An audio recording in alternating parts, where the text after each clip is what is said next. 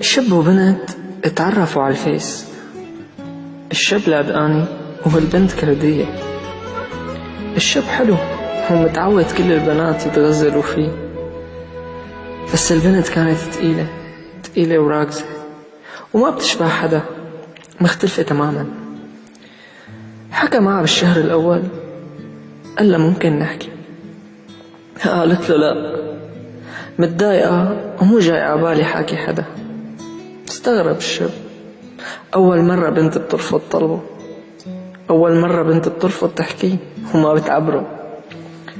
بعد محاولات قبلت تحاكي وحكوا وصارت تتعلموا كردي، وفجأة بين الحكي.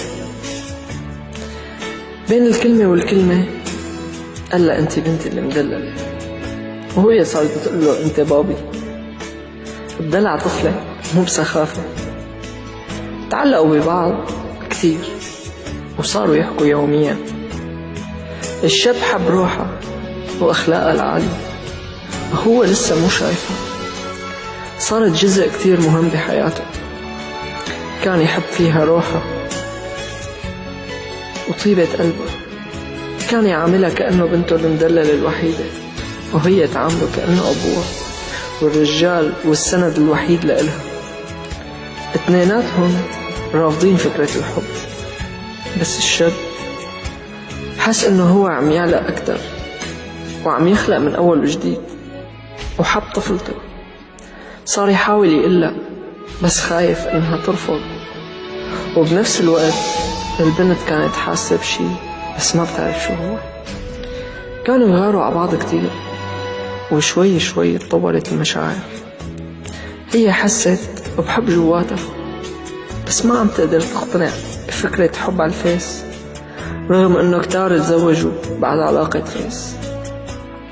بعد مشكلة دامت يومين اعترف لها بحبه، وما عاد قدر يسيطر على مشاعره.